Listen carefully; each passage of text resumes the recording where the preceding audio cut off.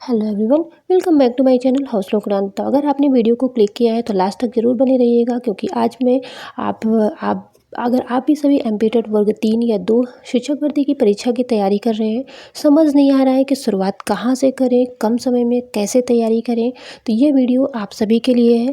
आज मैं अपनी तैयारी की रणनीति और परीक्षा से जुड़ी जो अपडेट्स आजकल चल रही हैं उस बारे में और एक ऐसा स्टडी प्लान शेयर करूँगी जो मेरे लिए काम कर रहा है। तो प्लीज़ वीडियो को में लास्ट तक बने रहिएगा। तो सबसे पहला पॉइंट मैं बताऊं, परीक्षा की अपडेट अगर मैं बता दूं तो के बारे में अगर मैं बात करूं तो सबसे पहले देखिए, अपडेट्स को ओनली नॉलेज रहने दो।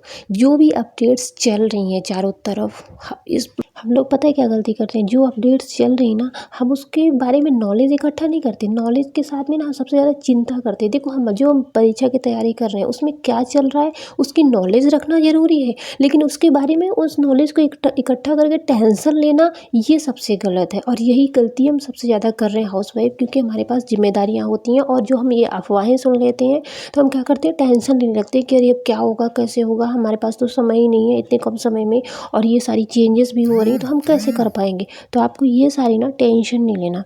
सबसे पहले क्या करना है, सबसे पहले परीक्षा की अपडेट कि अगर मैं बात करूँ तो देखो, जब तक नोटिफिकेशन नहीं आ जाता आधिकारिक रूप से तब तक हम कुछ भी, जो भी अफवाहें वायरल मैसेजेस चल रहे हैं, कुछ किसी पर भी हम 100% आंख बंद करके भरोसा नहीं कर सकते हैं। हम सिर्फ और सिर्फ कर सकते हैं तो अपनी स्टडी पर फोकस कर सकते हैं। तो आप सबसे पहले स्टडी पर फोकस करिए। देखिए, अब सबसे अगर मैं परीक्षा के बारे में बताऊं, जो मुझे नॉलेज मैंने कलेक्ट करी है मैं उसको अकॉर्डिंग बता रही हूँ। सबसे पहले ये है कि अब चयन नहीं होगा, जैसे अभी तक 2 परीक्षाएं होती थी, अब ओनली पात्रता परीक्षा होगी। वो मेरे ख्याल से सभी को भी क्लियर हो गया होगा, है ना। उसी के आधार पर ज्वाइनिंग होगी, ओनली एक पेपर होगा। दूसरी प्रॉब्लम सबसे ज़्यादा चल रही है स्कोर कार्ड को लेकर। देखो, स्कोर कार्ड में दो क्वेश्चन है। एक जो प्राइवेट स्कूल्स के लिए है तो के लिए बोला गया है, तो हाँ, जो प्राइवेट स्कूल्स हैं उनमें जो है तो टेट जो है तो अब धीरे धीरे अनिवार्य कर रहा है, तो उनके लिए और एक बार जब हम एग्ज़ाम दे देंगे, हमारा टेट क्वालिफाई हो जाएगा तो वो हमेशा के लिए हो जाएगा, है ना।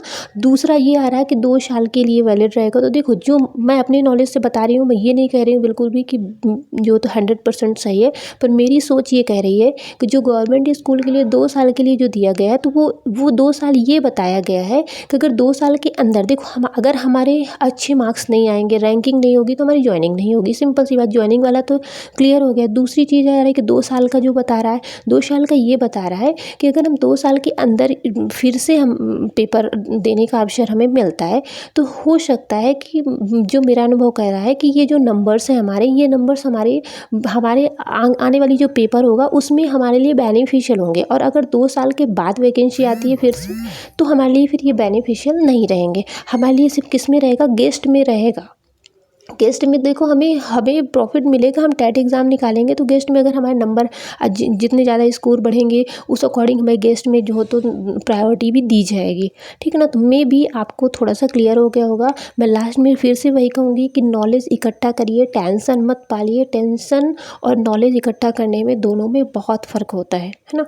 हर दिन लगातार मेहनत करो, क्योंकि हमारी हर दिन की मेहनत ही हमारे जो तो तनाव को कम कर सकती है, टेंशन घबराहट को कम कर सकती है। आप अपने आप से पूछो कि आप, अगर आपको ये लगता है कि यार कैसे होगा, क्या होगा, हमारी तो इतनी तैयारी, हमारी तो इतनी कम, आप ये सब इन सब में ये पूछो ना कि कैसे होगा। अगर हम पढ़ेंगे नहीं तो हमारा एग्ज़ाम सिलेक्शन कैसे होगा। सिंपल सी बात है ना। तो हमें पढ़ना है, हर दिन थोड़ा थोड़ा पढ़ना है, ठीक।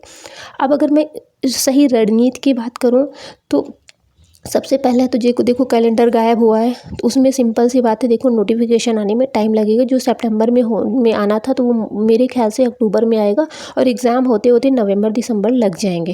तो ये हमारे लिए सबसे बहुत सुनहरा मौका है कि हमें समय मिल रहा है, ठीक है ना।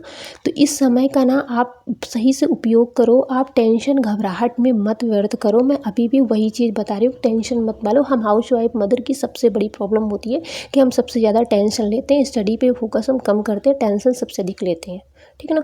तो पहली बात तो अगर कोई जीरो लेवल का है, मॉडरेट है, हाई है, मैं सबके लिए बता रही हूँ कि कौन कैसे प्रिपरेशन कर सकता है। मेरी जो स्ट्रैटेजी है वो सबके लिए काम आएगी। पहली सर्वप्रथम सबसे पहले तो टेंशन लेना कम कर दो, ठीक ना। सिलेक्शन होगा नहीं होगा ये सब कुछ भी हमारे हाथ में नहीं है, तो हमें हमारे हाथ में सिर्फ और सिर्फ एक्शन लेना है। तो सिलेबस उठाओ, अच्छे से उसे समझो। मैं आपको एक गारंटी देती हूँ, CDP EVS का जो सिलेबस है वो 100% मैं बता रही हूँ। मैंने अपना CDP EVS और हिंदी पे अच्छे से एनालिसिस किया है। मैं उसके जितने भी इंपॉर्टेंट टॉपिक है ना, जिस टॉपिक से क्वेश्चंस भर भर के आते हैं वो मैं बताऊंगी आपको, उसकी टेंशन आप मत लो, ठीक ना। दूसरा पॉइंट मैं कहूँ, हर दिन टू डू लिस्ट बनाओ। टू डू लिस्ट हर दिन बनाओ, ये मैं अपने हर एक वीडियो में कहती हूँ सबसे। और इस टू डू लिस्ट में पता है गलती क्या होती है, हम सब कुछ एक साथ कवर करने की कोशिश करते हैं। हमें ये लगता है कि यार हम एक दिन में तीन सारे सब्जेक्ट लेंगे, 2 सब्जेक्ट लेंगे, 3 सब्जेक्ट एक साथ पढ़ेंगे, फिर नहीं पढ़ पाते, सबसे ज़्यादा डीमोटिवेट हो जाते हैं और दूसरे दिन से तीसरे दिन से स्टडी हमारी चौपट। हमें कैसी टू डू लिस्ट बनानी है, सिर्फ और सिर्फ हम हाउस वाइफ मदर, हमारे पास बहुत सारी जिम्मेदारी है। हमें 3 घंटे 10 घंटे का स्टडी प्लान नहीं बनाना, हमें सिर्फ 10 मिनट का बनाना है कि हमें सुबह सिर्फ 10 मिनट लेने हैं। और उस 10 मिनट से अगर हमें 3 घंटे मिल जाते हैं वो हमारा बोनस पॉइंट है। एक दिन में जो तो सब कुछ नहीं बदलता, छोटे छोटे कदमों से शुरुआत करने पर हमें सफलता हासिल होगी, ठीक है ना। आपने पहला दिन लिया, एक सब्जेक्ट उठाया, CDP लिया, एक टॉपिक कंप्लीट हुआ, 10 मिनट आपने दिया, बस इतना बहुत है। अगर आप भी मेरी तरह हाउस वाइफ मदर हैं तो याद रखिए कि आपको किसी और से नहीं, सिर्फ अपने कल से बेहतर बनना है। घर की जिम्मेदारियों के बीच रोज़ 2 से 3 घंटे की ईमानदारी से अगर आप पढ़ाई कर रही हैं ना, सच मानिए छोटी छोटी स्टडी सेशन से ही हमारे धीरे धीरे बड़े परिणाम मिलेंगे। आप एक कहानी बताती हूँ आपको। अगर एक किसान है, अगर वो ये सोच ले कि इस साल फसल होगी कि नहीं होगी, बारिश होगी कि नहीं होगी, तो वो तो कभी फसल ही नहीं बोएगा ना। साल भर 6-6 महीने का हर उसके में इंतज़ार होता है उसका, होगा कि नहीं होगा, फसल अच्छी होगी कि नहीं होगी, वो कुछ नहीं सोचता, वो सिर्फ बीज डालता है, सिर्फ अपना काम करता है। तो ठीक इसी तरह आप भी सोचो कि आप सफल होगे कि नहीं होगे, इससे मतलब नहीं, आप कंसिस्टेंसी के साथ पढ़ाई करो, बस हमारे हाथ में सिर्फ और सिर्फ इतना है। अगर आप कंसिस्टेंसी के साथ हर दिन पढ़ाई कर रही हैं, बिलीव करिए एक दिन हमें सफलता ज़रूर मिलेगी। भले ही हमें साल से 2 साल लग जाएं, लेकिन हम सफल होंगे, ये भरोसा अपने आप पर रखिए और ज़रूर होंगे, ठीक है ना। तो मिलते हैं अगले वीडियो में, तब तक के लिए पढ़ते रहिए और अपने शिक्षक बनने के सपने को ज़िंदा रखिए। और लास्ट में ये कहूँगी कि अगर आपने मेरे चैनल को अभी तक देखा लास्ट तक वीडियो, तो प्लीज़ सब्सक्राइब कर दीजिए और अपने इस सफ़र का हिस्सा ज़रूर बनिए।